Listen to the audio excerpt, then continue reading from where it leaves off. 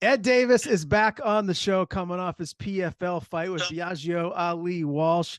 And Ed, we all watched it, everyone here in the greater Bangor area, and I'm sure across the state of Maine was tuning in to ESPN to watch this fight.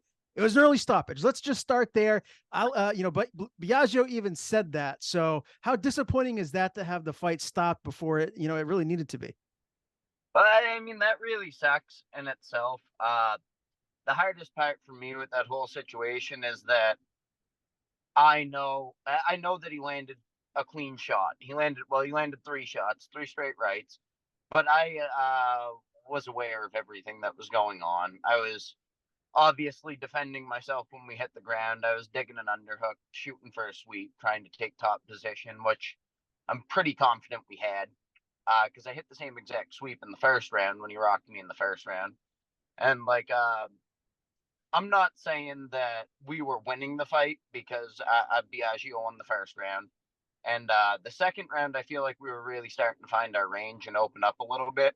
So it's a shame that it ended the way that it did because, anybody who knows me and knows my fight style knows that I'm there to fight for the duration of the fight. Mhm. That's just the way that it is.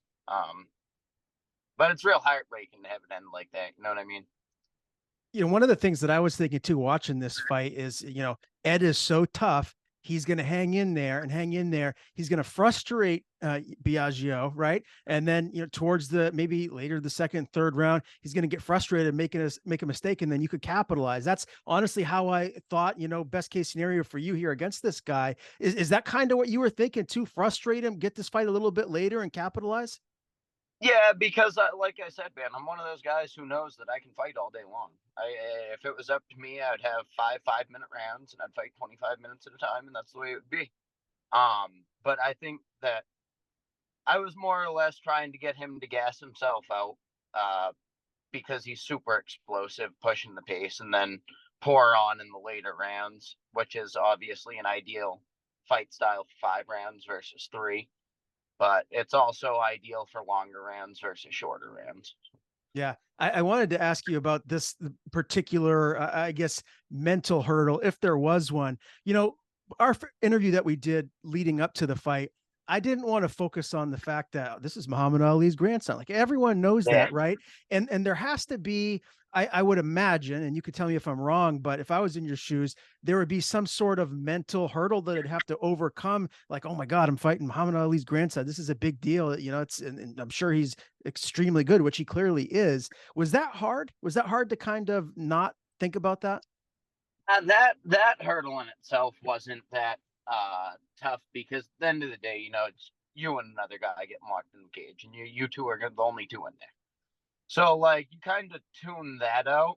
Um, Being such a big organization and a big crowd was uh more overwhelming than the fight and the person itself. How good is Biagio? Like, where do you think we're going to see him one day? I think you're gonna see him fight Ned Davis again one day. That's my goal, Yeah. anyways. Because you know how it is when you take a loss at something, it stings, especially when it ends in a way like that. For me, I really want to get that one back, and I know that Biagio probably doesn't want um to have any wins like that on his record. You know what I mean? He's trying to build a name for himself so that he's not so stuck in his grandfather's shadow, I believe. And the kid's a workhorse, man. He grinds and he trains out of one of the best gyms in America. And I think that he's going to have a really bright professional career. He was very complimentary of you. And like I said early in the interview here, he even said it was an early stoppage. Did you guys get a chance to share any private words after the fight? Yeah, we talked a bit. He's a really cool, down to earth guy. I like him a lot as a person. I got to meet his family, his mom, his dad. They were all real cool people. I got to meet Flavor Flav. He was a cool guy.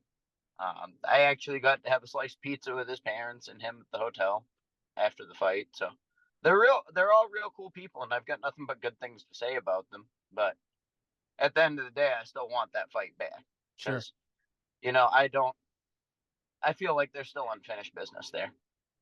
What did the PFL organization say to you post fight? I mean, I have to imagine they're very impressed with you as a fighter and want to bring you back. What was the dialogue there?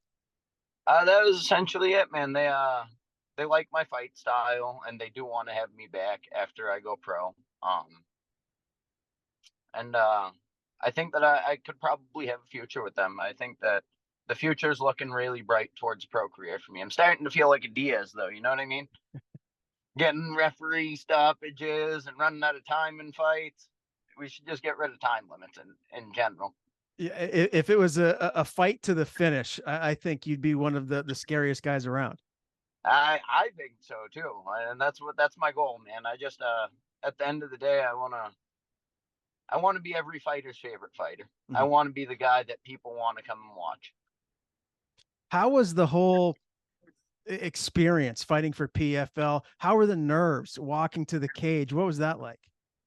Ah, man, honestly, like I want to fight for PFL again. I really enjoyed working with them because it's a big stage and it's a big fight feel. But as far as the walkout, I don't want to badmouth them or anything. But I didn't have a walkout song. My walkout wasn't aired on TV. There was a few things that really showed that Biaggio was the A side and I was the B side, and I get it. I do. He's going to be the pop for them because he gets a lot of their media draw. But they could have at least let a guy have a walkout song. You know what I mean? Yeah, I mean, and you guys were the first fight kicking off the main card on ESPN. That's pretty darn cool, man. How many fighters can say I fought on ESPN? That's a nice feather in your cap. What is that like?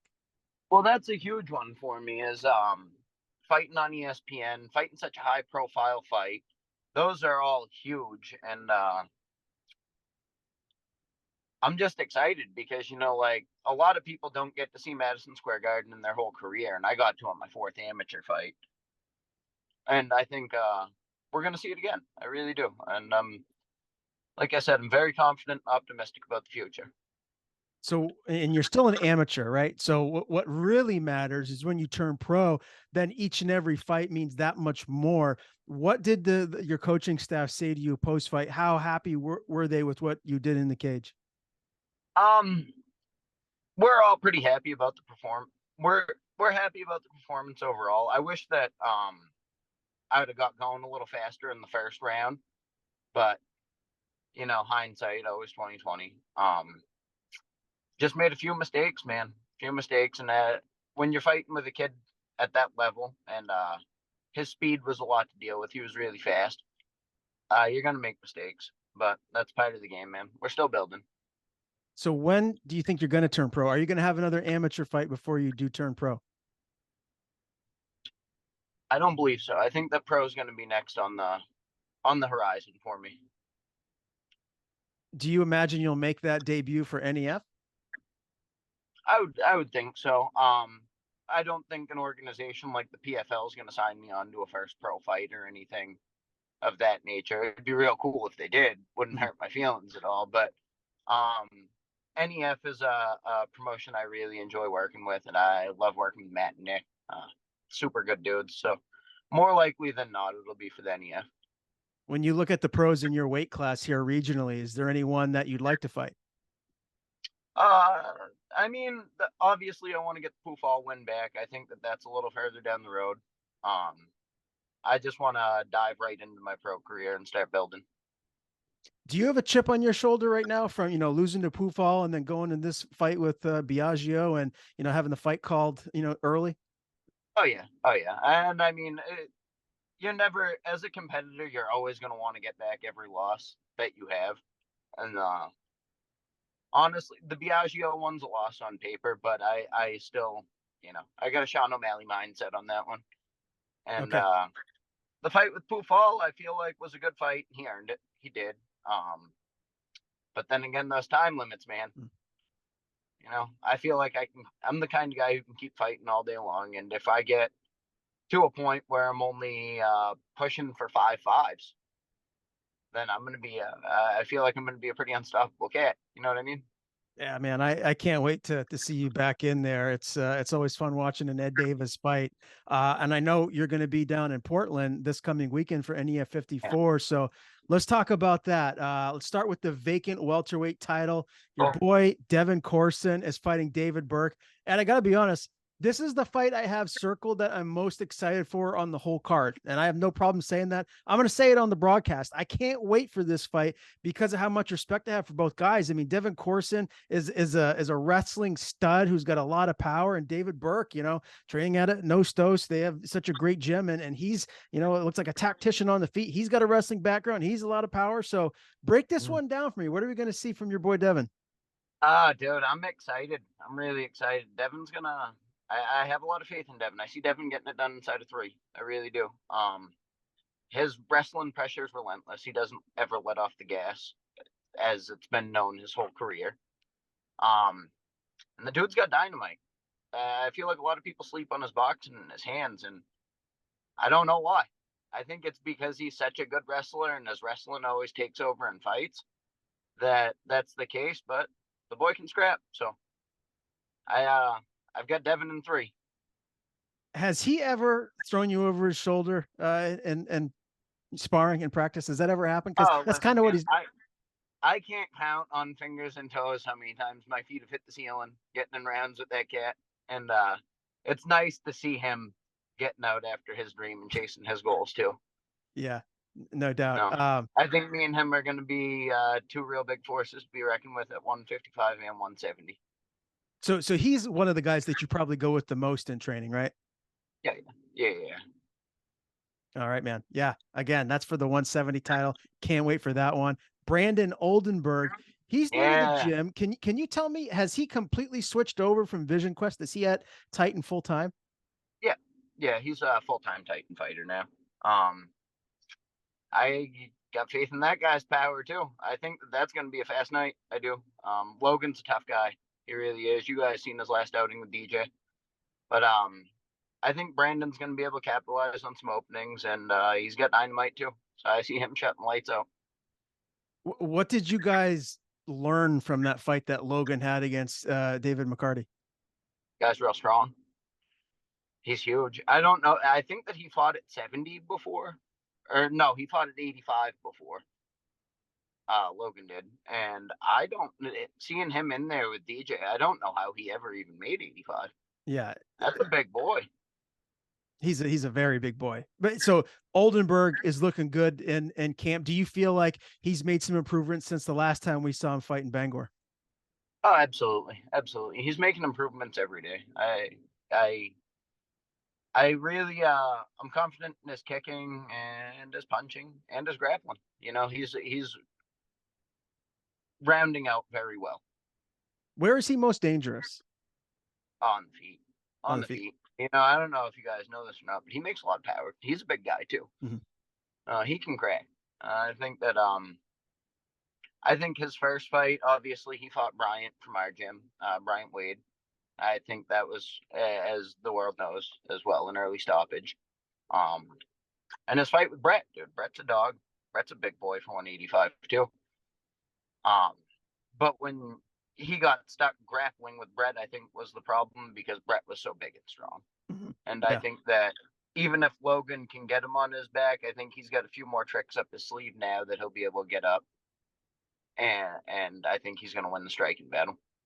Yeah, I'm looking forward to that fight. And I have to imagine too, one of the reasons why Brandon made the switch to Titan is just because a lot of the guys at Vision Quest, they're smaller as far as the weight classes go. So just more bodies to train with there.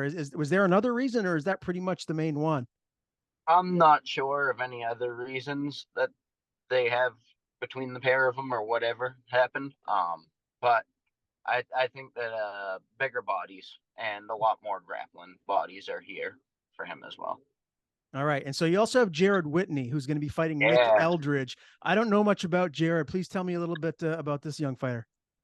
Jared, he's got a lot of potential. That kid's real good too. He's long, he's huge. I think he's like 6'2", and they fight at 135. So he covers range really well, and his takedown defense is good.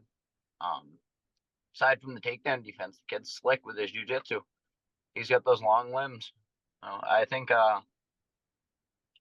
that Jared's probably going to touch Nick up on the feet, and then if it does go to the ground, he'll get him with a sub. All right. So just the three fighters right there fighting from Titan this weekend, right? Yes, sir. Yes, sir. But I do got my two other boys. I got Brett Martin and I got Felipe making that pro debut. So I got to give them a shout. Yeah. You know, I train with them as much as I can. And Brett's a monster. So is Felipe.